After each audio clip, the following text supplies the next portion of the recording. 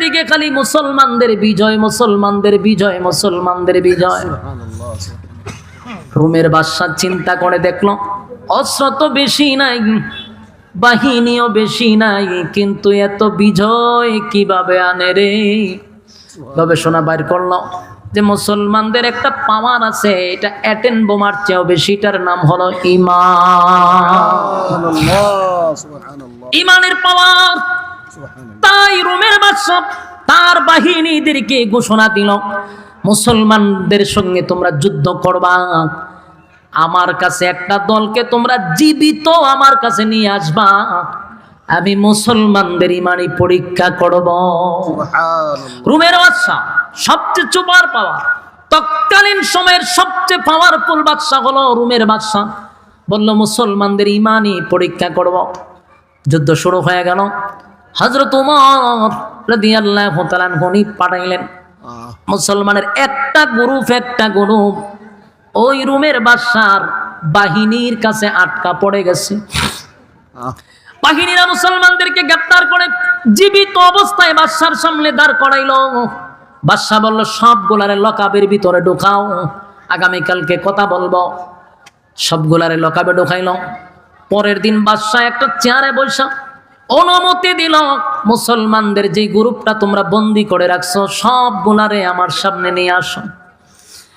বাদশার বাহিনীরা মনে মনে মনে মনে ভাবতেছে আজকে মনে হয় সবগুলারে হত্যা করবে। বাদশা অর্ডার দিবে আর সবগুলারে হত্যা করা হবে। মুসলমানদেরকে বাদশার সামনে হাজির করা হলো। বাদশা সবার দিকে তাকাইয়া বলল, তোমাদের মধ্যে তো একজন অবশ্যই লিডার আছে। সাহাবীদের মধ্যে একজন হাত তুললা বলে, হ্যাঁ এই গ্রুপের লিডার হলাম আমি। তোমার নাম কি? বলে আমার নাম আব্দুল্লাহ বিন হুযাফা। সুবহানাল্লাহ। বাদশা ডাক দিয়ে বলল, আব্দুল্লাহ সুবহানাল্লাহ, আমার কাছে আসো, তোমার সঙ্গে আমার কিছু কথা আছে। সুবহানাল্লাহ। বাহিনীরা চিন্তা করলো বাদশা তো অর্ডার দেওয়ার কথা তাদেরকে হত্যা করা, কিন্তু বাদশার মেজাজ ভালো, বাদশা হাসি খুশি। ঘটনাটা কি? মুসলমানের সবচেয়ে বড় নেতা যিনি, এই গ্রুপের মধ্যে যিনি নেতা, তারা ডাক দিয়া বাদশার কাছে বসাইছে। বাদশা কতক্ষণ আব্দুল্লাহ বিন হুযাফার দিকে তাকায় আছে, তাকায় বলল, চেহারা সুরত তো বালা, তোমারে দেখতে তো বড় সুন্দর লাগে রে, বডি বালা, চেহারা বালা, জ্ঞান বুদ্ধি আছে, সবই ঠিক আছে। আমার মনটা চায় তোমার সঙ্গে একটু সুসম্পর্ক গড়ে তুলতে, তোমার সঙ্গে আত্মীয়তা করতে আমার মন চায়। কে হয়? বাদশা। আমার যুবক ভাইরা, প্রথমে খেয়াল রাখতে হবে রোমের বাদশা কিন্তু মুসলমানদের ঈমানের পরীক্ষা নামছে। খেয়াল আছে তো? মাথায় রাখবেন, বাদশা কিন্তু ঈমানের পরীক্ষা নিচ্ছে। তাই আব্দুল্লাহ বিন হুযাফাকে বলল, এ আব্দুল্লাহ, তোমার চেহারা সুন্দর, বডি ভালো, সব ভালো, সব ভালো, তোমার সঙ্গে একটা সুসম্পর্ক তৈরি করতে মন চায় রে, কিন্তু মাঝখানে একটা বাধা আছে। বাধাটা হলো তুমি মুসলিম, আমি হলাম অমুসলিম। মুসলিম আর অমুসলিমের মধ্যে তো সুসম্পর্ক হয় না। তুমি যদি আমার কিছু শর্ত মেনে নাও, আমি তোমাকে কিছু অফার দিব। যদি আমার শর্ত মানতে পারো, তোমাকে আমি অফার দিব। বাদশা তখন বলতে লাগলো, শোনো, তোমারে আমার বড় ভালো লাগছে। তোমার মতো একটা বিচক্ষণ ছেলে হইয়া, সুন্দর বডির অধিকারী হইয়া, কেমনে রে মুহাম্মদের দলে যোগ দিছ? নাউজুবিল্লাহ। তুমি আমার দলে যোগ দাও। এ আব্দুল্লাহ, শোন, এই রাজ্যের বাদশা হলাম আমি। আমার একটা কন্যা সন্তান আছে, আমার কোনো ছেলে নাই, আমার একটা কন্যা সন্তান আছে। গোটা রাজত্বের মধ্যে আমার মেয়ের চেয়ে সুন্দর রূপসী আর কেউ নাই। আমার মেয়েটা বড় সুন্দর। আমি আমার এই সুন্দর মেয়েটারে তোমার কাছে বিবাহ দিয়া দিব। শুধু তাই নয়, যেদিন বিবাহ দিব সেদিন তোমার নামে এই রাজত্বের অর্ধেক আমি লিখে দিব। কেমন অফার! কথা কি বুঝতেছেন? আমেরিকার প্রেসিডেন্ট যদি আমাদের মতো কোনো মৌলবীরে ডাক দেয়া নেয়, হুজুর আপনি হুজুরগিরি ছাইরা দেন, আমি ডোনাল্ড ট্রাম্পের মেয়েরে বিয়া দিব, আমেরিকার অর্ধেক আপনার নামে লিখে দিব। হুজুরের আমাদের ঈমান আর থাকবো কিনা সন্দেহ আছে। কথা কই না দি? কারণ আমাদের মধ্যে বহু হুজুর আছে রে ইমানের জন্য একটা শেয়ারের জন্য ইমান বিক্রি করে, শেয়ার পাওয়ার জন্য ইমান বিক্রি করতেছে। এটা আমার মধ্যে আছে, আপনার মধ্যে আছে। এই জন্য আমার বিশ্বাস খুব কম, আল্লাহ যদি কাউরে ইমানের শক্তি দেয় ওই বান্দার দ্বারাই সম্ভব, আর না হয় উপায় নাই। শেয়ারের কাছে আমরা বিক্রি হই, তাহলে আমি গ্যারান্টি কেমনে দিব? ফতোয়া তো অনেক দিবার, ফতোয়ার অভাব নাই। হয়তো আগে রাজত্বটা অর্ধেক ফায়া লই, মাইয়াটা বিয়া করে লই, এবার মাইয়াটারা মুসলমান বানামো আর রাজত্ব অর্ধেক মুসলমান বানাইলাম। ও কি সুন্দর ফতোয়া দিত। আগে যদি এটা হাসিল না করি তাহলে কি আর আমি মানুষ মুসলমান বানাই তারো? তাহলে আগে আমার বেঈমান হইতিব, এরপর আবার মুসলমান হইতিব। ফতোয়া মাইরা দিলে হইলে ঠিক নেই। কিন্তু নবীর সাহাবী মাথায় রাখবেন, নবীর সাহাবীদের ব্যাপারে আল্লাহ বলেন আমিনু কামা আমানান নাস, ওই মানুষদের মতো ঈমান আনো। ওই মানুষ বলতে তাফসীর কারকরা বলেন অবশ্যই সাহাবায়ে কেরাম বুঝাইছে। তাদের ঈমান আব্দুল্লাহ বিন হুযাফাকে এমন ভাবে আকর্ষণ করলো, এতগুলা অফার দিতে লাগলো। ইল্লা মাশাআল্লাহ, সবাই যে ঈমানের কাছে বেঈমানদের কাছে বিক্রি হবে এমনটা না। আমাদের বাংলাদেশেও এমন মুজাহিদ ছিল, টাকার কাছে বিক্রি হয় নাই। যেমন বাবনগরী রহমতুল্লাহ আলাইহি, নবীর একজন সাহাবী খালিদ বিন ওয়ালিদ, এই একজন সাহাবী এমন মারাত্মক ছিল, তার ঈমানের এত পাওয়ার ছিল, এত পাওয়ার ছিল, 60,000 সোলজার, মানে 60,000 বাহিনী, কয় হাজার? 60,000 বাহিনীর সঙ্গে যখন আবু উবাইদা ইবনুল জাররাহ নামক একজন সাহাবী, আবু উবাইদা ইবনুল জাররাহ, উনি ছিলেন সেনাপতি, আর সেনাপতি বানাইয়া ওই টিমের মধ্যে ঢুকাইয়া দিছে খালিদ বিন ওয়ালিদ রে। তারা গেছে যুদ্ধ করার জন্য, এক জায়গায় নামাজে দাঁড়াইছে, ইমামতিতে ছিলেন আবু উবাইদা ইবনুল জাররাহ। সালাম পিরাইয়া তাকায়া দেখে রে পিছনে শত্রু বাহিনী দাঁড়ায় আছে, অস্ত্র সহ সাহাবীদেরকে ঘেরাও করে। তাকায়া দেখে একজন দুইজন নয়, 60,000 বাহিনী তাদের পিছনে দাঁড়ায় আছে। অস্ত্রটা নিয়া আবু উবাইদা ইবনুল জাররাহর সামনে দাঁড়ায়া বেঈমানরা কয়, এই মুসলমানরা, এখন তোমাদের অবস্থা কি হবে? কোন দিকে তোমরা পালাইবা? পালাইবার রাস্তা তো পাইবা না। টিটকারি মস্কারি করতে লাগলো, কারণ তখন নামাজে ছিল মাত্র 60 জন, মাত্র 60 জন দাঁড়ায় ছিল নামাজে, আর পিছনে ছিল 60,000 বেঈমান। আর মুসলমানরা মাত্র 60 জন দাঁড়াইয়া নামাজ পড়তেছিল। আবু উবাইদা ইবনুল জাররাহকে টিটকারি মস্কারি করে যখন বক্তব্য দেওয়া শুরু করলো, আবু উবাইদা ইবনুল জাররাহ পিছনের দিকে তাকাইয়া নবীর সাহাবীদেরকে উদ্দেশ্য করে বলে, কে পারবা এই 60,000-কে একটা দৌড়ানি দিতা? একজন সাহাবী হাত তুলছে, আমি পারবো। আবু উবাইদা ইবনুল জাররাহ বলেন, বসো। আরেকজন দাঁড়ায় বলে, হুজুর আমি পারবো। আবু উবাইদা ইবনুল জাররাহ কত, তুমিও বসো। তৃতীয় নাম্বার একজন হাত তুলছে, আবু উবাইদা ইবনুল জাররাহ কত, তুমিও বসো। চতুর্থ সময়ে একজন হাত বাড়াইছে পড়ে। আবু উবাইদা ইবনুল জাররাহ বলেন, আমি এতক্ষণ ধরে ভাবছিলাম আপনি কেন হাত তুলতেছেন না, আপনার অপেক্ষায় ছিলাম। যিনি চতুর্থ নম্বরে হাত তুলছেন উনি খালিদ বিন ওয়ালিদ। সুবহানাল্লাহ। আবু উবাইদা ইবনুল জাররাহ বলেন, আপনি কি 60,000 রে দৌড়ানি দিতে পারবেন? বলো, অবশ্যই আমি 60,000 রে দৌড়াবো। আবু উবাইদা ইবনুল জাররাহ বলেন, আপনি তো গায়ের জোরে বলছেন, আমার লজিক দেন, কিসের ভিত্তিতে আপনি 60,000-এর সঙ্গে যুদ্ধ করবেন? কিসের বলে, কিসের পাওয়ারে আমারে বুঝান। সুবহানাল্লাহ। আবু উবাইদা ইবনুল জাররাহর সামনে ওই সাহাবী খালিদ বিন ওয়ালিদ বলেন, আমি আমার নবীর একটা কথা শুনছি, আল্লাহর নবী বলছেন, যারা বেঈমান, যাদের ঈমান নাই তারা মুর্দা। সুবহানাল্লাহ। বলেন, যারা ঈমান নাই তারা কি? মুর্দা। যারা ঈমান নাই, যাদের ঈমান নাই তারা মুর্দা, যাদের ঈমান আছে এরা জিন্দা। তাই আমার দিলে সাক্ষী দেয়, মুর্দা যদি কয়েক লক্ষ থাকে, আমি খালিদ বিন ওয়ালিদ তো একা জিন্দা। আমি যেহেতু জিন্দা, 5 লক্ষ যদি 10 লক্ষ যদি মুর্দা বেঈমান থাকে, আমার কোনো অসুবিধা নাই। জোরে জোরে কোন সুবহানাল্লাহ। আরেকটা আয়াত বলছেন ওয়ালা তাহিনু ওয়ালা তাহজানু ওয়া আনতুমুল আ'লাউনা ইন কুনতুম মুমিনিন। আমি তোমাদেরকে সাহায্য করব, তোমাদেরই বিজয় আসবে যদি তোমরা মুমিন হও। তাহলে আমি মুমিন, আল্লাহ আমাদের সঙ্গে আছে। জোরে জোরে কোন সুবহান। খালিদ বিন ওয়ালিদ তরবারিটা হাতে লইয়া আল্লাহু আকবারের ধ্বনি দিয়া ৬০,০০০ সোলজারের ভিতরে উনি একা তরবারি নিয়ে দৌড় মারছে। যেই মাত্র ৬০,০০০-এর ভিতরে আল্লাহু আকবারের ধ্বনি দিয়া ঢুকছে, কসম খোদার বেঈমানটা কয় যে যেখানে পারে সেখানে পালাইতে শুরু করছে। আর কয়েকশোরের জায়গাতেই উনি এইভাবে কুচি কাটা করে সামনের দিকে যায়। আর বেঈমানটা টাসা মারা শুরু করছে, কেউ উপরে কেউ পড়ে, কেউ দৌড়ে কেউ পালায়। একজন আরেকজনকে বলে ঘটনা কি, ৬০,০০০ সোলজার বাহিনী একজনের আল্লাহু আকবারের ধ্বনি শুনে পালাও কেন? বলে পালাই না, আমরা আশ্চর্য হয়ে গেছি।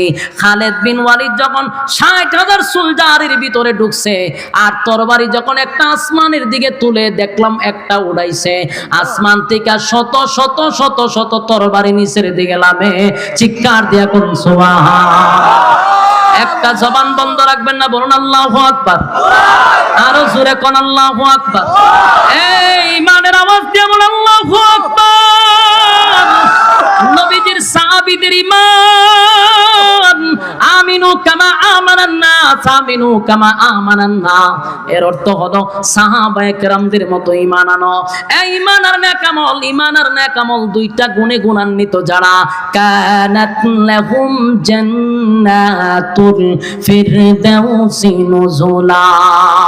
এক নাম্বার হলো ঈমান, দুই নাম্বার হলো নেকামল। এক নাম্বার ঈমান, দুই নাম্বার হলো নেকামল। ওয়া আমিলুস সালিহাত, তোমরা নেকামল করো, নেকামল করো। নেকামল কোনটা রে? এই যে আপনারা এখানে বসছেন গভীর রাত্রে আরামের ঘুম হারাম করে নরমাল বিছানাতে বসছেন, কোরআনের কথাগুলি শুনতেছেন, প্রতিটা হরফে হরফে 10টা করে নেকি আল্লাহ আপনি আমার আমল নামায় ঢুকায়া দিছে। জোরে কোন সুবহান।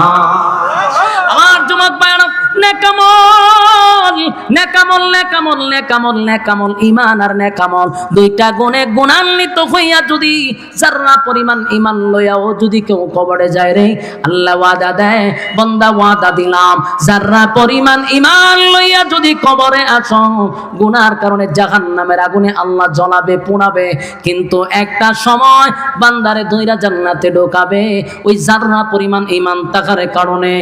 আর যদি ঈমান না থাকে গো, উপায় নাই উপায় নাই উপায় নাই উপায় নাই, কোনোদিন জান্নাতের গ্রাণ পাবে না, কোনোদিন জান্নাতের গ্রাণ পাওয়া যাবে না। আমার যুবক ভাইরা, তাই এক নাম্বার হলো ঈমান, ঈমান ঈমান, দুই নাম্বার নেকামল, নেকামল নেকামল, দুই গুণে গুণান্বিত হইয়া যারা জান্নাতের ভিতরে যাবে, আল্লাহ কয় কানাত লাহুম জান্নাতুল ফিরদাউসি নুজুলা। আমি আল্লাহ তাআলা ওয়াদা দিলাম জান্নাতের ভিতরে বান্দা তোদেরকে মেহমান বানাবো, আমি মেজবান হব। এরপর আল্লাহ বলেন খালিদিনা ফিহা লা ইয়াবগুনা আনহা হিওয়ালা। আল্লাহ বলেন জান্নাতীরা জান্নাতের ভিতরে ঢোকার পরে আর কোনো আফসোস থাকবে না, আর কোনো আফসোস থাকবে না, আর মনের মধ্যে কোনো কষ্ট থাকবে না। যত আশা আকাঙ্ক্ষা, যত আফসোস জান্নাতের ভিতরে যাওয়ার পরে পড়া হবে। জেনে রাখবেন দুনিয়াতে কোনো মানুষের আফসোস পড়া হয় না, কোনো মানুষের আফসোস পড়া হয় না। গোটা পৃথিবীটাও যদি কাউরে দেওয়া হয় কোনোদিন আফসোস পড়া হবে না, কিন্তু জান্নাতে ঢোকার পরে বান্দা বান্দি আর কোনো আফসোস থাকবে না। আমার মালিক প্রত্যেকটা বান্দা বান্দি জীবনের তরে আফসোস মিটায়া দিবে।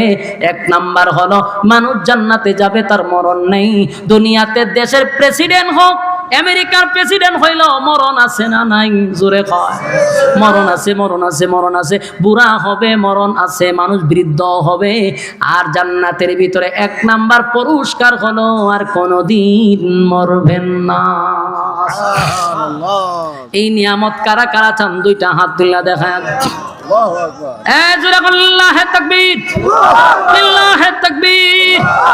কয় গুণে গুণান্বিত? দুই গুণে গুণান্বিত হইলে পরে আল্লাহ জান্নাতুল ফেরদাউস দিবে। সবাই খুশি না বেজা? আমি যে আয়াতে কারিমা তেলাওয়াত করছি, এই আয়াতে আল্লাহ রাব্বুল আলামিন গোটা পৃথিবীর মানুষের কাছে দুইটা শর্ত দিছে। কথা বলেন না, কথা বলেন না, বলুন শর্ত কটা? দুইটা শর্ত দিছে। যদি এই দুই শর্ত কেউ মানে, আল্লাহ একটা সুসংবাদও দিছি। সুসংবাদটা আগে শুনি, তাহলে শর্তের উপরে আমাদের আকর্ষণ তৈরি হবে। সুসংবাদটা হইল কানাত লাহুম জান্নাতুল ফিরদাউসি নুজুলা। আল্লাহ বলেন জান্নাতের মধ্যে একটা ভিআইপি জান্নাত আছে, এটার নাম হইল জান্নাতুল ফেরদাউস। আল্লাহ বলতেছেন এই ফেরদাউসের মেহমান আমি বানাবো। আপনারা লাগাতে সুবহানাল্লাহ আসেনি? হ্যাঁ, মাঝে মাঝে কোয়েন। আল্লাহ নিজে বলতেছে আমি জান্নাতুল ফেরদাউসের মেহমান বানাবো। তাহলে আল্লাহ হবে মেজবান, আমরা হব মেহমান। সুবহানাল্লাহ, কত বড় সুসংবাদ এটা! যাদের ভিতরে ইমানি জজবা আছে এরার কাছে শুধু এই কথাটার গুরুত্ব আছে যে আল্লাহ হবে মেজবান আর আমাদেরকে বানাবে মেহমান। তবে দুইটা গুণে গুণান্বিত হইলে, বলুন গুণ কয়টা? দুইটা। হ্যাঁ, একটা হলো ইন্নাল্লাযীনা আমানু, ঈমান আনতে হবে। প্রথম নম্বর শর্তটা কি? ঈমান আনতে হবে। দুই নম্বর হলো ওয়া আমিলুস সালিহাত, নেক আমল করতে হবে। তাহলে ঈমান এবং নেক আমল এই দুইটা লইয়া যদি কবরে যাইতে পারেন, কানাত লাহুম জান্নাতুল ফিরদাউসি নুজুলা, আল্লাহ হয় মেহমান বানায় দিব। সুবহানাল্লাহ, সুবহানাল্লাহ। এখন এই কথাটা শোনার পরে আমাদের কাছে খুব সহজ লাগতেছে। শর্ত তো মাত্র দুইটা, ঈমান আর নেক আমল। ঈমান নেক আমল খুব সহজ না? এখানে যারা বসছেন সকলের দাবি কি? নিজেকে আমরা ইমানদার দাবি করি। আমাদের দাবি কি? ইমানদার। আরো জোরে বলেন, আমরা দাবি কি? ইমানদার। এই ফ্যান্ডেলের একটা মানুষ কি নিজের বেঈমান দাবি করবে? না, করবে না। ফ্যান্ডেলের বাহিরে যারা বয়ান শুনতেছে এরাও কি নিজের বেঈমান দাবি করবে? না, না। আমি বক্তারও দাবি নিজে ইমানদার, আপনারারও দাবি ইমানদার, ঠিক না? আল্লাহ কি কইছে? আল্লাহ বলেন দুই গুণে গুণান্বিত যারা আমি তাদেরকে সর্বোচ্চ ভিআইপি জান্নাতটা দিব। সুবহানাল্লাহ। আমরা যে শুনছি আমাদের কাছে খুব সহজ লাগতেছে। সহজটা কি? যে এত সহজ ঈমান আর আমল, তা আমার কাছে তো ঈমান আছে আর নেক আমল তো আমরা করি, তাহলে তো জান্নাতুল ফেরদাউস পাইয়া লইছি। সহজ না? আচ্ছা, এখন আমি আপনার প্রশ্ন করি, উত্তর দিয়েন। আপনারা এই মুরাদনগরে এমন বেনামাজি আসেনি যে ঈদের নামাজও পড়ে না? আছে? এরকম একটা বেনামাজির আপনি জিজ্ঞাসা করেন যে ভাই তুই তো আন্তর্জাতিক মানের একটা বেনামাজি, ঈদের নামাজও ফরজ না, তোর ঈমান আসেনি? দেখবেন এ বুক তাফা দিয়ে হবে আমার ঈমান আছে। বাস্তব না বাস্তব? ও নামাজ না পড়লে কি দিছে আমার ঈমান ঠিকই আছে। আমার কথা কি বাস্তব না বাস্তব? আমি একবার এক মাজারও গেছিলাম। মাজারও গেছি বলতে মুখোশ টুকুশ লাগাইয়া, বেশি দিন আগে না, 2-3 বছর হইব। একটা উরুস চলতেছে, তা আমার মাহফিল এই রাস্তা দিয়ে আছে। তো কইলাম হারা জীবন তো আমি ওয়াজ করি তার ব্যাপারে, তো একটু নিজে দেখার দরকার না? মুখোশ লাগাইয়া তারপরে গেছি। গিয়া ঘুরতে ঘুরতে দিয়ে আটকা দিই 8-10 জনের একটা গ্রুপ আছে। এই গ্রুপটার হাতের মধ্যে শিকল মিকল বক্কর সকরিতে এক জায়গা বসে লাল শালু মালু লাগাইয়া আর ধুমসে ধুয়া টানতাছে, অন্ধকার হয়ে গেছে। আমি দাঁড়া দেখে খারইছি, খারইয়া দি মুসুর শুদ্ধা হলুদ হয়ে গেছে, এমন টানা টানতাছে। তো একটার কাছে গেলাম, কিতা টানেন? চোখ লাল করে চাইছে, মানে প্রশ্নটা তো করছি, এটা খুব বিরক্ত হয়েছে। তো জিগাইলাম ইমান আসেনি? এটি যে টানতাছে ইমান থাকবো নি? এতে লাভ দিয়া খারুইয়া ফারে না আমারে হে ধরে লিব। আমার ইমান আছে না আছে তোমারে বুঝানি লাগবো? ইমান অবশ্যই আছে। তাই আমি কই মুজ দিয়ে ওলো দিয়েছে গা, মানে মোট কত হলো গাঞ্জা খাইলে কি হয়েছে? আমার ইমান আছে। বেনামাজির বক্তব্য বলা নামাজ না পড়লে কি হয়েছে? ইমান আছে। জেনা করে কত হলো জেনা করলে কি হয়েছে? আমার ইমান আছে। সুদ করে জিগাইন যে তোর ইমান আছে, হবে আমার ইমান আছে। বাস্তব কইছেন অবস্থা। সুদে যারা টেকা লাগায় এমন ফাটি আপনার গ্রাম আসেনি? এরা জিগাইন যে তোর ইমান আসেনি। সে নিজের বেঈমান দাবি করবো? হবে আমার ইমান আছে। তাহলে দাবির বেলায় সবার একটাই কথা, আমার ইমান আছে। দাবির বেলা সবার একটাই কথা, আমাদের ইমান আছে। কিন্তু যদি ইমানের থার্মোমিটার থাকতো, ইমান মাফার যদি মেশিন থাকতো তাহলে ধরা পড়তো নি? কথা কয় না, ধরা পড়তো। জ্বর মাফার একটা মেশিন আছে, এটার নাম হলো থার্মোমিটার। জ্বর দেখা যায় না, ছোঁয়া যায় না, কিন্তু বগলের নিচে কতক্ষণ রেখা ঠান্ডা বাইর করলো 160। হ্যাঁ, এটার নাম হলো থার্মোমিটার। আল্লাহ যদি খালি ইমান মাফার মেশিনটা ফাটাইতো তাইলে বক্তা আমি আইছি ওয়াজ করার লিগে, তখন বলে হুজুর ওয়াজ করবেন পরে, আগে বগলের নিচে একটু আলগি দেন। তো দিলাম হইলে আলগি, ঢুকাই দিল থার্মোমিটার। কতক্ষণ পরে হয়তো হুজুর ইমান তো জিরো, আপনি কি ওয়াজ করবেন না ইমান বেজ্জতি হয়ে যাইবেন? বক্তায় দৌড় রূপে থাকতো, ঠিক নেই? ফিরসা বাইছে ওয়াজ করতো, মুরিদ বাড়াইতো, হয়তো হুজুর মুরিদান বাড়াইবেন পরে, আগে আপনার ইমানটা টুমাই পালো, বগলের নিচে আলগি দেন। ইমাম ওই ফিরসাবের বগলের নিচে ও ঢুকাই দিত। কি ঢুকাইতো? থার্মোমিটার। বাইরে করে দেখতো ইমাম ফিরের ইমান জিরো। নেতা এসে বুট চাইতো, হাত তুলে লাড়া দিতেছে, অমুক ভাইয়ের চরিত্র ফুলের চেয়েও পবিত্র, ঠিক না? কত ফান দেয়, ফুলের চেয়েও পবিত্র। ফুলের শরীরে দাগ আছে কিন্তু নেতার শরীরে কোনো দাগ নাই। তখন নেতায় হাত তুলতে তুলতে আটকা দেখতেন একজন আইনা থার্মোমিটার আমি ঢুকাই দিচ্ছে। ঢুকাই হইতো যে স্যার একটু কষ্ট করে হারু দেখেন 2 মিনিট। 2 মিনিট পরে থার্মোমিটার বাইর কইরা বলো, নেতায় যদি কইতো আমি নেতাগিরি করবো, ইমান মাইপা যদি দেখতো জিরো, এই নেতারে বুট দিত? ইমান মাইপা যদি দেখতো জিরো, ফিরের কাছে মুড়ি দিত? ইমান মাইপা জিরো দেখলে বক্তার ওয়াজ শুনতো? আল্লাহ আমাদের প্রতি কত দয়া করছে, এই মেশিন বাইর করছে না, মানে আমরা ইজ্জতের হেফাজত করছে। যদি আমরা আকাম প্রকাশ করতো আল্লাহ, তাইলে আমরা বাপ হইয়া সন্তানের সামনে মুখ দেখাইতে পারতাম না, স্ত্রী স্বামীর সামনে মুখ দেখাইতে পারতো না, স্বামী তার স্ত্রীর সামনে দাঁড়াইতে পারতো না, নেতা তার সমাজের মানুষের সামনে দাঁড়াইতে পারতো না। আল্লাহ আমাদের কত ইজ্জত আর সম্মান, আমাদেরকে স্নেহের চাদর দিয়ে আল্লাহ ঘিরে রাখছে। এটা দিয়ে আল্লাহ বুঝাইলো, বান্দা নিজে নিজে শুধরায়া যা, নিজে নিজে শুধরায়া যা, আমি প্রকাশ করি নাই। তবে তোরা ইমানদার দাবি করছ, ইমানদার দাবি করলে চলবে না, ইমান আনতে হবে ওই মানুষদের মতো। ওই মানুষ কারা? আল্লাহ কোরআনে বলেন, আমিনু কামা আমানান নাস, আমিনু কামা আমানান নাস, ওই মানুষদের মতো ইমান আনো যারা ইমান আনছে, ইমানের পরীক্ষা দিছে। এই আমিনু কামা আমানান নাসের ব্যাখ্যা হতে পারে সাহাবায়ে কেরাম। সাহাবায়ে কেরামদেরকে রব্বে কারীম বুঝাইছেন আমিনু কামা আমানান নাস, কারণ তারা ইমানের পরীক্ষা দিয়া উত্তীর্ণ হয়েছে, দুনিয়ায় থাকতেই জান্নাতের সার্টিফিকেট পাইছে। সুবহানাল্লাহ। আমার যুবক ভাইরা, শুধু নিজের ইমানদার দাবি করি, শুধু ইমানদার দাবি করি, নিজের ইমানদার দাবি করলেই হবে না। আমার মালিক কিন্তু দুনিয়ায় থার্মোমিটার না পাঠাইলেও মালিকের কাছে থার্মোমিটার আছে না নাই? আল্লাহ বলেন, আমিনু কামা আমানান নাস, আমিনু কামা আমানান নাস, ওই মানুষদের মতো ঈমান আনো যারা ঈমানের পরীক্ষা দিছে। সাহাবায়ে কেরাম ঈমানের পরীক্ষায় উত্তীর্ণ হইছে, এমন কি আমার আল্লাহ তাদের প্রতি এমন খুশি হইছে রে, দুনিয়ায় থাকতেই তাদেরকে ঘোষণা দিছে, তুমি জান্নাতি, তুমি জান্নাতি, তুমি জান্নাতি। সুবহানাল্লাহ। আমিনু কামা আমানান নাস এর ব্যাখ্যা আব্দুল্লাহ বিন তামের হতে পারে। আমিনু কামা আমানান নাস এর ব্যাখ্যা ফেরাউনের বউ আসিয়া হতে পারে। আমিনু কামা আমানান নাস ফেরাউনের ঘরের দাসীও হতে পারে, কারণ সবাই ইমানের পরীক্ষায় উত্তীর্ণ।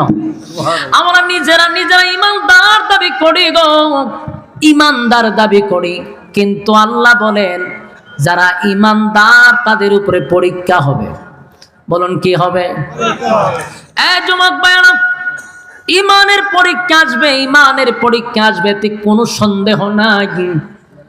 আমাদের উপরে মুসিবত আসে না, কারণ বুঝতে হবে আমরা ক্লাসের ছাত্র না। আমার কথার মর্ম কি বুঝছেন? বুঝেন নাই। আবারও বলছি, পরীক্ষা কাদের হয়? যারা ক্লাসের ছাত্র। কথা হয় না? যে ক্লাসের ছাত্র তার পরীক্ষা নেয়। আমরা যে নিজেরা ইমানদার দাবি করি, আল্লাহর আদালতে আমরা সেই ক্লাসের ছাত্রই না, এই জন্য আমাদের পরীক্ষা আসে না। ইমানদারের উপরে যুগের পর যুগ পরীক্ষা আসছে এবং ইমানের পরীক্ষায় তারা ফার্স্ট ডিভিশনে পাস করছে। আর আমাদের উপরে কেন পরীক্ষা আসবে? আমরা তো ক্লাসের ছাত্রই না, কারণ 5 টাকার রং স্যার কাছে আমাদের ইমান বিক্রি হয়। 1 কাপ চা খাওয়ালে ইমান কিনা যায়? এই জাতিরে কি সাবক দিয়া বাইরানির দরকার আছে, আগুন দিয়া পোড়ানোর দরকার আছে, বুকে পাথর রাখার দরকার আছে? না না, 5 টাকার রং স্যার কাছে যার ইমান বিক্রি হয় তারে পরীক্ষা নেওয়ার দরকার নাই, সে তো ক্লাসের ছাত্রই না।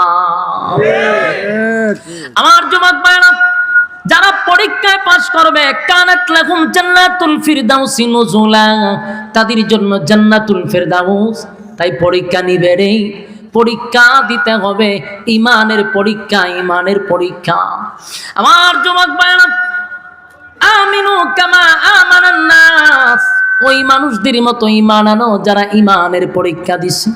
সাহাবায়ে কেরামদের বুকের উপরে পাথর রাখছে, জিহ্বার মধ্যে পেরাক মারছে আল্লাহ আল্লাহ বলার অপরাধে।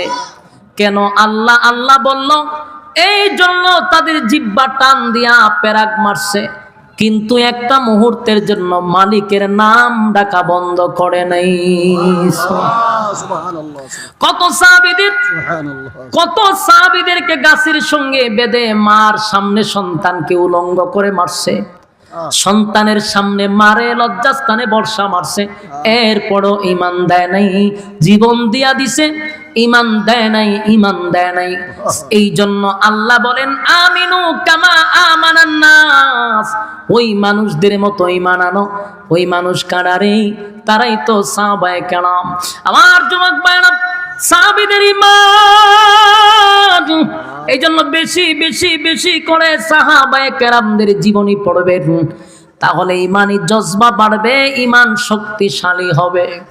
সাহাবায়ে কেরাম জীবন দিয়া দিছে, সব দিতে প্রস্তুত, কিন্তু ঈমান দিতে প্রস্তুত না। রোম রাজ্য তৎকালীন সময় ভারত মহাদেশের চেয়েও বড় ছিল। ভারত একটা মহাদেশ যত বড়, রোম রাজ্যটা ঠিক অত বড় ছিল। রোমের বাদশাহ, তার সবচেয়ে বেশি পাওয়ার ছিল। আমেরিকার যেমন পাওয়ার, তৎকালীন সময়ে রোম বাদশাহ যিনি, তার সৈন্যবাহিনী বেশি, তার অস্ত্র বেশি, তার আয়তন বেশি, তাই তার পাওয়ার বেশি। রোম বাদশাহ চিন্তা করলো, মুসলমানরা যেদিকে যায় সেদিকেই শুধু বিজয় বিজয় বিজয়, সুবহানাল্লাহ।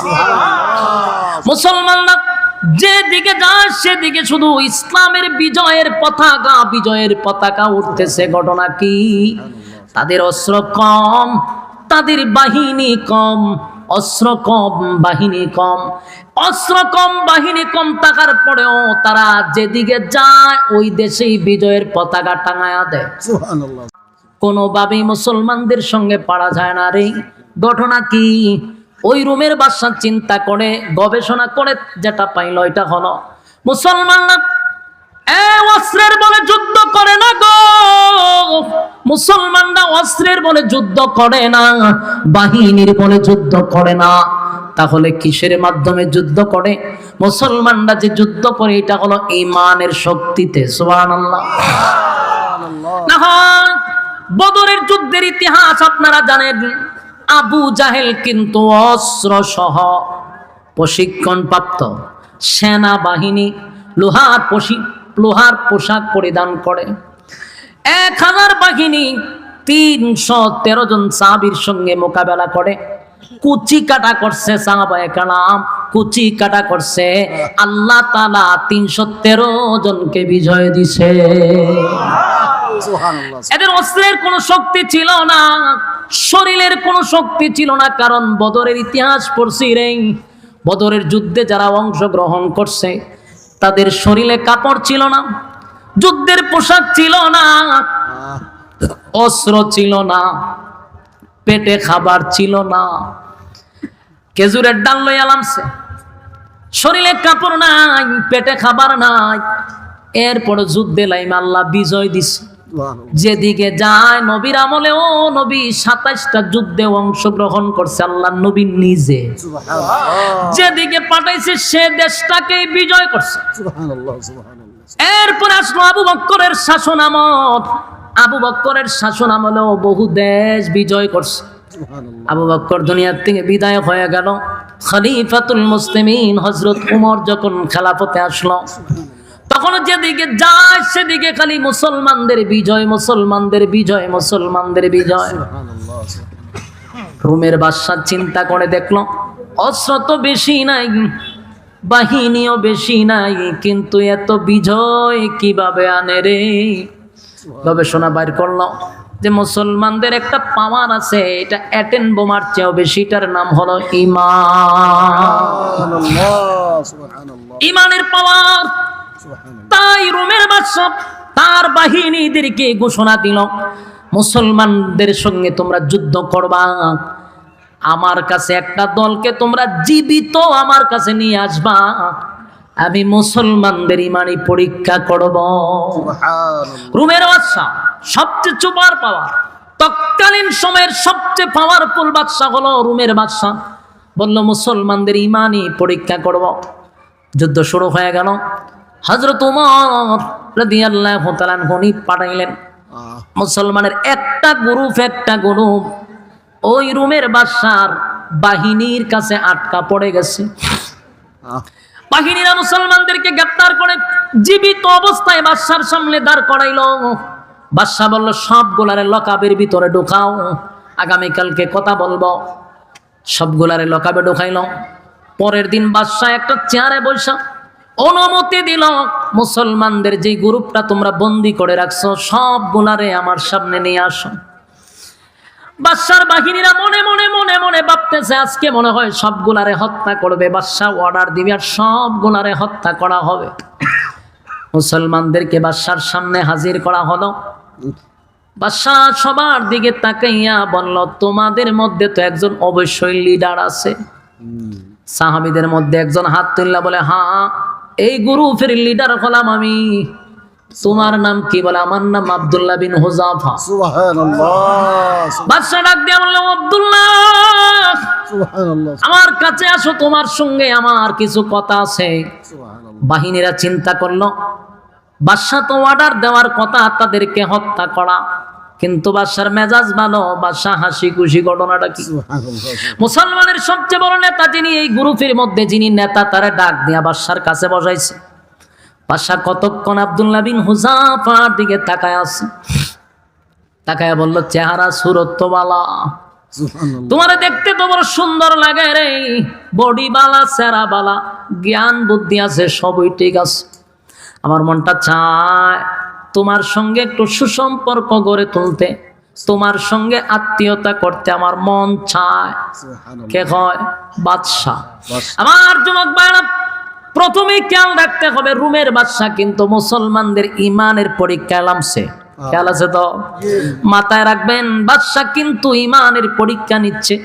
তাই আব্দুল্লাহ বিন হুযাফাকে বলল, এ আব্দুল্লাহ, তোমার চেহারা সুন্দর, বডি ভালো, সব ভালো, সব ভালো, তোমার সঙ্গে একটা সুসম্পর্ক তৈরি করতে মন চায় রে, কিন্তু মাঝখানে একটা বাধা আছে। বাধাটা হলো তুমি মুসলিম, আমি হলাম অমুসলিম। মুসলিম আর অমুসলিমের মধ্যে তো সুসম্পর্ক হয় না। তুমি যদি আমার কিছু শর্ত মেনে নাও, আমি তোমাকে কিছু অফার দিব। যদি আমার শর্ত মানতে পারো, তোমাকে আমি অফার দিব। বাদশা তখন বলতে লাগলো, শোনো, তোমারে আমার বড় ভালো লাগছে।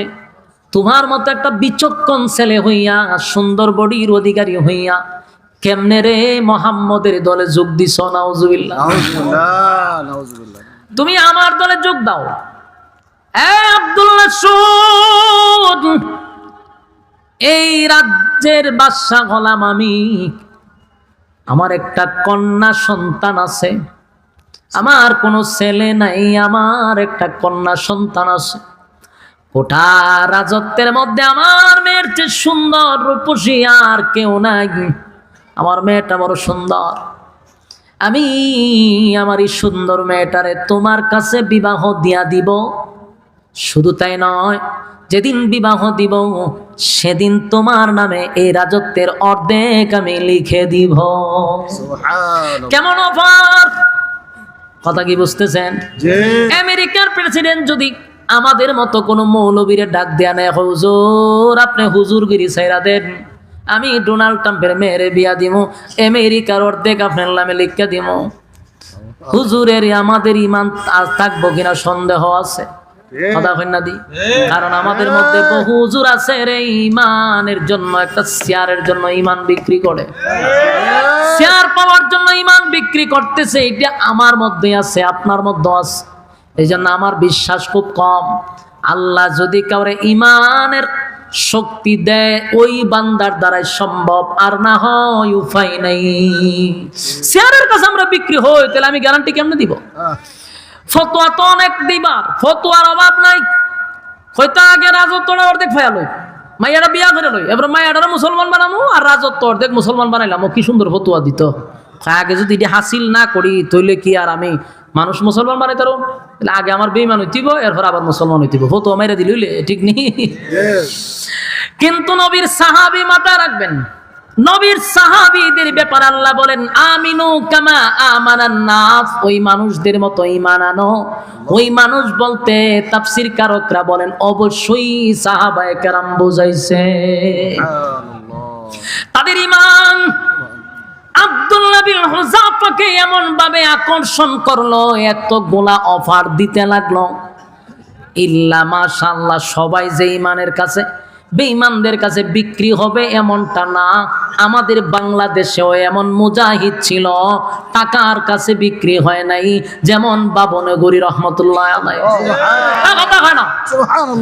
উনি বাতিলের কাছে মাথা নত করে নাই, টাকার বস্তা নিয়ে আসছে, লাথি মারছে, বাড়িতে এখনো টিনের ঘর। এই বাবনগরী তাদের অফারে রাজি হয় নাই, বিদায় বাতের ওষুধ খাওয়াইতে খাওয়াইতে হুজুররে মাইরা ফেলাইছে। কথা বুঝতেছেন? সব হুজুররা বিক্রি হয় না রে। এই জমিনে এখনো বহু আল্লাহওয়ালা আছে না? না, এখনো বহু আলেমরা বাতিলের কাছে মাথা নত করে না, টাকার কাছে মাথা নত করে না। বহু হুজুরের কাছে টাকার বস্তা গেছে, লাথি মাইরা সরায়া দিছে। আবার বহু হুজুররা ওই নেতাদের কাছে বিক্রিও হইছে, আছে না নাই? সবাইরে এক পাল্লা বাই রাখলে চলবে না। এখনো পৃথিবীর জমিনে ভালো মানুষ আছে বিদায় আমার আল্লাহ জমিন টিকায় রাখছে। ভালো মানুষ যদি না থাকতো, কসম খোদার এই জমিন থাকতো না, ইসরাফিলের সিংহায় দিয়া ধ্বংস করে দিত। আমার যুবক ভাইরা, আব্দুল্লাহ বিন হুযাফা তারে যখন লোভ দেখাইলো, লালসা দেখাইলো, দেখবেন যে কেউ আপনাকে তার বাগে নেওয়ার জন্য প্রথম অফার দেয়, কথা হয় না? অফার দেখো, গুলশান একটা বাড়ি পাইবেন, দেখেন চিন্তা করে দেন কি তা করবেন, আর একটা গাড়ি পাইবেন, আর বিদেশে ভ্রমণ করার জন্য কিছু টাকাও পাইবেন। সারা জীবন আপনার 14 গোষ্ঠী পায়ের উপরে ফাউতুল্লাহ খাইব, আপনার সিদ্ধান্ত নেন কি তা করবেন। প্রথম অফার দেয়, যখন দেখে হুজুর লড়ে না, হয় বেগম পার একটা বাড়ি ঘুরে দিব, তাও লড়ে না, তখন কয় তুলে আয়না করে ঢুকা, কথা হয় না? অফারে যখন রাজি হয় না, লুবে যখন পড়ে না, তখন কয় আয়না করে ঢোকা। নাটক বানা, জঙ্গির নাটক বানায় তার আয়না করে ঢুকায় দেখেন আমাদের অফারে রাজি হইল না, হুজুর কেন বিক্রি হইল না, তাই আয়না করে ঢোকা। আব্দুল্লাহ বিন হুযাফারে অফার দিছে আমার মেয়েরে বিবাহ দিব, 1 নাম্বার অফার। 2 নাম্বার হলো রোমের রাজত্ব অর্ধেক তোমার নামে আমি লিখে দিব। আব্দুল্লাহ বিন হুযাফারে যখন অফার দিতে লাগলো, আব্দুল্লাহ বিন হুযাফা কয় রোমের কুত্তা, তোর কথা কি শেষ? সুবহানাল্লাহ। রোমের বাদশা মানে মনে করেন এখনকার আমেরিকার সেই ডোনাল্ড ট্রাম্প আধা পাগল, তার যে পাওয়ার আছে এর থেকে বেশি পাওয়ার ছিল তৎকালীন সময় রোমের বাদশা। তার সামনে কোন দেশের বাদশা কথা বলার সাহস পাইতো না। কিন্তু আব্দুল্লাহ বিন হুযাফা এই বাদশার সামনে দাঁড়ায়া কয় এ রোমের কুত্তা, তোর কথা কি শেষ? কয় শেষ। তাহলে শোন, তোর মতো কুত্তার কথা আমার ঈমান আমি বিক্রি করব না। যখন দেখলাম তার প্রস্তাবে রাজি হয় না, তখন এই বাদশা কয় তার আয়না করে ঢোকা। আয়না করে ঢোকায়া দেখ, খানা দিবি না, পানি দিবি না। সাথী সঙ্গীদেরকেও যখন ঢোকায়া দিল জেলখানার ভিতরে, বিশেষ করে আব্দুল্লাহ বিন হুযাফা যখন তারে কুত্তা কইছে, বাদশার গায়রতে লাগছে, ইজ্জত নিয়ে টানাটানি। আমার এতগুলা মানুষের সামনে এমন বিশ্রী ভাষায় কথা বলল, আমি দেখে নিব তার ঈমান কত প্রকার ও কি কি। একটা ঘরের মধ্যে বন্দি করছে, যেখানে পানিও নাই, খাবারও নাই, পানিও নাই, খাবারও নাই। 1 সপ্তাহ পর্যন্ত 1 ফোঁটা পানিও দিল না, 1 ফোঁটা পানিও দিল না, খাবারও দিল না। একজন নর্তকী বানাইছে। নর্তকী শুনুন না আপনারা? যারা না আছে এরা কি তা কয় নর্তকী? বুঝেন? ওই যে মহিলারা পুরুষদেরকে আকৃষ্ট করে মঞ্চে নাচানাচি করে, যেমন মমতাজ। কথা কথা যেমন মমতাজ, 150 টিকা মমতাজ যখন সংসদেও কথা কইছে এক সময়, ঠিক নেই? যার মূল্যায়ন ছিল মাত্র 150 থেকে 200 টাকা। ফুটপাতে গান গাইতো, মানে 100-200 টাকা দিত। এই বেডি হয়ে গেছে সংসদে গিয়া গান গায়। বাংলাদেশ এটা তো কত উন্নত হয়েছে চিন্তা করছেন? আমাদের দেশের পার্লামেন্টদেরকে নিয়ে মানুষ হাসাহাসি করতো যে একটা নর্তকী যদি পার্লামেন্টে বক্তব্য দেয় 18 কোটি মানুষের বেজ্জতি করা ছাড়া আর কিছু না। মূর্খ মানুষ যদি উচ্চা জায়গা সংসদে, তাহলে কিয়ামতের একটা আলামত। রাসূল বলছেন, মূর্খরা যখন যোগ্যতার আসনে বসে কথা বলবে, বুঝেনি বা কিয়ামত খুব কাছে। কথা কয় না? মমতাজের মতো বেড়ি এমন আছে। এরকম নর্তকী রুমের বাদশা ঈমান পরীক্ষা করার জন্য আব্দুল্লাহ বিন হুযাফার আয়নাগরের ভিতরে একটা নর্তকী পাঠাইছে। ও গিয়া তোর প্রতি আকৃষ্ট করবি, দেখ কি করে। ঈমানের পরীক্ষা নিত। নর্তকী আব্দুল্লাহ বিন হুযাফার কাছে গিয়া যত অঙ্গ ভঙ্গি আছে যেগুলা করলে পুরুষ আকৃষ্ট হয়, তার কোনোটা বাদ রাখছে না, সব করছে। কইরা বাদশার কাছে আয়া কয়, আমার কই পাঠাইছেন? বলে গেছত না? বলে গেছিলাম তো। কই পাঠাইছেন? মানুষ না জিন? আমার ভয় লাগছে। বলে কে রে? কই একটা বারও আমার দিকে তাকাইছি না। সুবহানাল্লাহ। আমার দিকে তাকাইলেন না, আমি আকৃষ্ট হইতো আমার প্রতি। হেতে যে আমি এত নাচলাম, এত খমর দুলাইলাম, কিন্তু একবারও চাইলো না। ভাষা হইলে কি কস? বলে হ। তাহলে নারীর চক্রান্ত শেষ। খানাও দেয় না, পানিও দেয় না। 1 সপ্তাহ পর্যন্ত খানা নাই, পানি নাই, পানি নাই, খানা নাই। আব্দুল্লাহ বিন হুযাফা মাটির সাথে একেবারে মিশে যাচ্ছে। কথা বলতে পারে না, শরীরে কোনো শক্তি নাই, ওইটা বসতেও পারে না রে। একজন ডাক্তার গিয়া ঢুকছে, বেকা পরীক্ষা কইরা বাদশার কাছে আইসা কয়, হুজুর এই মুহূর্তে যদি লোকটারে খাবার না দেন মারা যাবে। বাদশা কয়, মারা তো যেতে দিব না।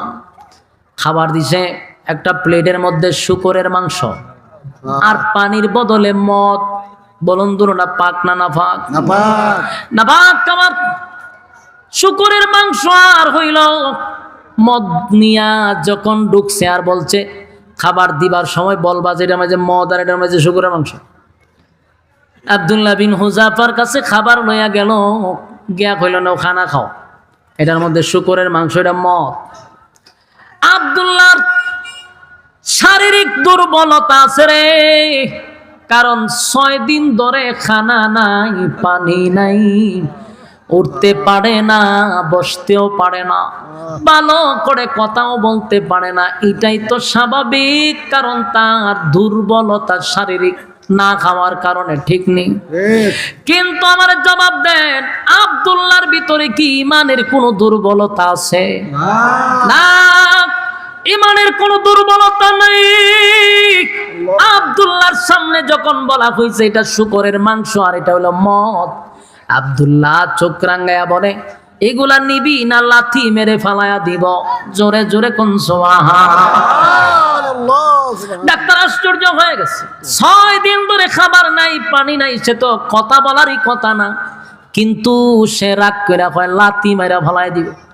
গিয়া কয়, বাদশাহ এটা এমন লোক, শরীরে শক্তি নাই, ওইটা দাঁড়াইতে পারে না, বসতে পারে না, কিন্তু এই নাপাক খাবারের কথা বলার সাথে সাথে লাথি মারে ফালায়া দিব। বাদশা কয়, সবগুলারে আমার কাছে দইরা নিয়ে আয়। এবার বাদশার সামনে যখন সবগুলারে আবার নিয়ে আসছে, আব্দুল্লাহ বিন হুযাফা হাঁটতে পারে না, দাঁড়াইতে পারে না, দুইজন মানুষের কাঁধে বর করে আব্দুল্লাহকে নিয়ে আসলো। বাদশার সামনে দুইজন মানুষের কাঁধে ক্লান্ত শরীর নিয়ে দাঁড়ায় আছে। বাদশা কতক্ষণ তাকায়া দেখে পেটে আর পিঠে লেগে গেছে রে, শরীরের মধ্যে কিচ্ছু নাই, কঙ্কাল হয়ে গেছে। বাদশা ডাক দিয়ে আমার আব্দুল্লাহ, এত বড় একটা অফার দিলাম রে, মানলি না। এবার তোর সামনে তোর সাথী সঙ্গীদেরকে আমি ধরে আগুনে জ্বালাবো, পোড়াবো, তোরেও আগুনে জ্বালাবো, পোড়াবো। এখনো সময় আছে, আমার অফার তুই মাইনা নে। আব্দুল্লাহ কথা বলতে পারে না। এরপরেও ডাক দেয়া হয়, এ রুমের বাদশা কুত্তা, ভালো করে শুন, আমরা একে একে আল্লাহর জন্য জীবন দিব, কিন্তু তোর মতো কুকুরের কাছে ঈমান দিব না। বাদশার মেজাজ গরম হয়ে গেছে। বাদশা কয়, তাড়াতাড়ি তেল গরম কর, বড় একটা ডেক্সির মধ্যে তেল গরম কর। বিশাল ডেক্সির মধ্যে তেল গরম করা শুরু করলো। তেল যখন গরম করা শুরু করছে, বলো অনেক তো বড় ডেক্সির মধ্যে তেল গরম করার উদ্দেশ্য হলো মানুষদেরকে তেলের মধ্যে ছাড়া হবে। নাউজুবিল্লাহ, কথা বলেন। তেল গরম করছে, ওইটা আপনারা মাছ যেইভাবে বাজি করেন, আগে কিন্তু তেলটা গরম করে এরপরে মাছটা ছাড়ে। তেল গরম করার পরে আব্দুল্লাহর কথা শুই না মেজাজটা বাদশার গরম হয়ে গেছে রে। সাথী সঙ্গীদের মধ্যে একজনরে তাফা দিয়া দুইরা তেলের মধ্যে ছেড়ে দিছে। মুরাদনগরের বাইরা ওয়াজকালি শুনতেছেন, একটু দিলের ভিতরে নিয়ে একটু 1 মিনিটের জন্য কল্পনা করেন তো, এমন তেল গরম করা যদি আপনি দেখেন আর আপনার সাথীদের মধ্যে একজনরে তেলে ছেড়ে দেয়, আমরা ঈমান থাকবো? খোদা হয় না দি, আমাদের ঈমান থাকবে না। ওই সাহাবীরে ধইরা তেলের মধ্যে ছেড়ে দিছে, মুহূর্তের ভিতরে হাড্ডির থেকে মাংস আলাদা হয়ে গেছে। এবার আব্দুল্লাহ তারে যখন তার সাথী সঙ্গীদেরকে তেল দিয়া বাজি করা শুরু করলো, তেলের মধ্যে ছেড়ে দেওয়ার সাথে সাথে হাড্ডির থেকে মাংসগুলা আলাদা হয়ে গেছে। আব্দুল্লাহরে তার চোখের সামনে দেখাইলো আর বুঝাইলো, দেখ আমার শাস্তি কত ভয়ঙ্কর হতে পারে, কত ভয়ঙ্কর হতে পারে। আব্দুল্লাহ রে, তুই আমার কথা মানলি না, শুনলি না, উল্টা আমারে গালি দিলি। দেখ তোর সাথী সঙ্গীদেরকে ধরে আমি এখন তেলের মধ্যে ছেড়ে বাজি করব। কালিমা ছাড়বি না আমারে, আমার কথা, আমার অফার মানবি? আব্দুল্লাহর জবান থেকে কোনোভাবে আর এই কথা আনতে পারেন। আব্দুল্লাহ বারবার বাদশারে কয়, জীবন দিব, তোর মতো বেঈমানের কাছে মাথা নত করব না। বাদশা তো অবাক হয়ে গেছে, ঘটনা কি? এত কিছু করলাম কিন্তু ঈমান থেকে পিছপা করতে পারলাম না। এবার বাদশার রাগ উঠে গেছে, মাইরিলাম। বাদশা করলো কি, আব্দুল্লাহরে অর্ডার দিল, এই আমার বাহিনীর আব্দুল্লাহরে ধর। আব্দুল্লাহ বিন হুযাফারে ধরে হাতে পায়ে বেঁধে বলল, তারে তেলে ছেড়া দে। আব্দুল্লাহরে ধরে তেলের মাঝখানে নিয়ে গেল, তেলে ছেড়ে দিবে এমন সময় আব্দুল্লাহর চোখ দিয়া পানি পড়ে। আব্দুল্লাহ কান্দে। রুমের বাদশা ডাক দিয়া কয়, শব্দ, তারে তেলে ফালাইবি না, আমার কিছু কথা আছে। বাদশা একটা দৌড় মাইরা আব্দুল্লাহর কাছে গিয়া কয়, আব্দুল্লাহ রে, আমি জানি মৃত্যুর ভয় সবার ভিতরে আছে, তুমি আমার কথাটা মাইনা লাইলি তো হইতো, কেন কাপুরুষের মতো তুমি কান্দো মরণের ভয়ে? আব্দুল্লাহ, আমি না তোমারে বললাম আমার মেয়ে বিবাহ দিব, রাজত্বের অর্ধেক দিব, এখন কাপুরুষের মতো মরণের ভয়ে তুমি চোখ দিয়া পানি ছাড়ো, এখনো সময় আছে। আব্দুল্লাহ বাদশার দিকে তাকাইয়া বলেন, এই রুমের কুত্তা, আবারও বলছি, আমি মরণের ভয়ে কান্দি না, মরণের ভয়ে কান্দি না।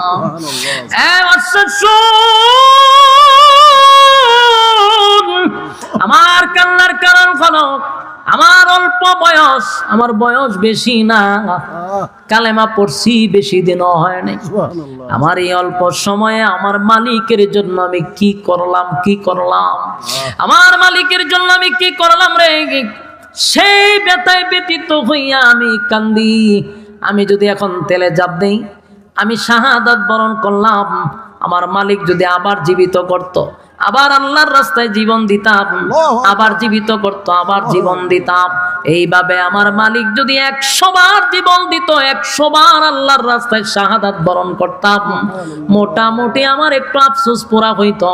কিন্তু আমি কান্দি, আমি যে আর জীবিত হইয়া আবার মরতে পারবো না, আমি যে আর আল্লাহর রাস্তায় জীবন দিতে পারবো না, এই ব্যাপারে ব্যতীত হইয়া কান্দি। মরণের ভয়ে কান্দি না, মরণের ভয়ে কান্দি না, মরণের ভয়ে কান্দি না। মুসলমান কোনোদিন মরণের ভয়ে কাঁদতে পারে না। ইমানদার মরণের জন্য প্রস্তুত থাকে রে, ইমানদার মৃত্যুর জন্য প্রস্তুত থাকে। ইমানদার কোনো সময় মৃত্যুর ভয় পায় না, মৃত্যুর ভয় পায় না। আমি কেন, কোন কারণে মৃত্যুর ভয়ে কাঁদবো? আমি কান্দি আমার মালিক রে, মালিকের জন্য আমি কি করলাম, সেই ব্যথায় ব্যতীত হইয়া কান্দি। বাদশা এবার চিন্তা করলো, এই মুহূর্তে যদি আমি আব্দুল্লাহ রে আগুনে জ্বালায়া পোড়ায়া দেই, আব্দুল্লাহ জিতে যাবে, আমি বাদশা হেরে যাব, আমি বাদশা হেরে যাব। কারণ সে তো একবার মরতে চায় না, সে 1000 বার মরতে চায়। আমি যদি তার এখন মরতে দেই, সে জিতে যাবে, আমি হেরে যাব।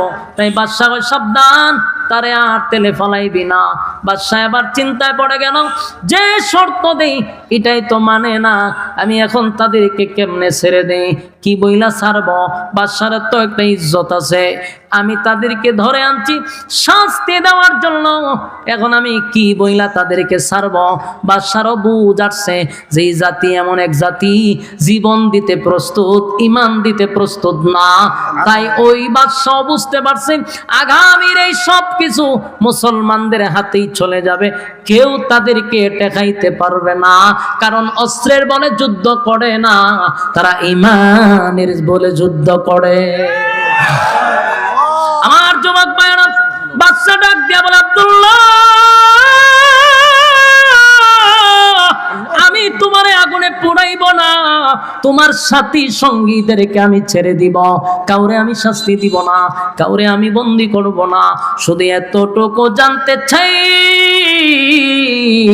তুমি কি আমার কপালে একটা চুমু দিতে পারবা?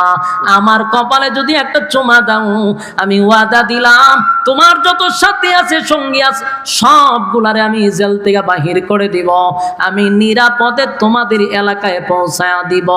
ওই আব্দুল্লাহ বিন হুযাফা চিন্তায় পড়ে গেল, একটা চুমার বদলতে যদি আমার নবীর এতগুলা সাহাবীর জীবন বেঁচে যায়, না হয় একটা চুমা তার কপালে দিয়া দিলাম, যদিও সে বেঈমান।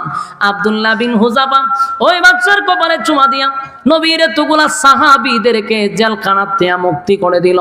আর বাদশা চিন্তায় পড়ে গেল, গোটা পৃথিবীতে যেখানে যায় মুসলমানের বিজয়, মুসলমানের বিজয় এর একটা নাম্বার কারণ হলো তাদের ইমানের পাওয়ার, ইমানের পাওয়ার, ইমানের পাওয়ার।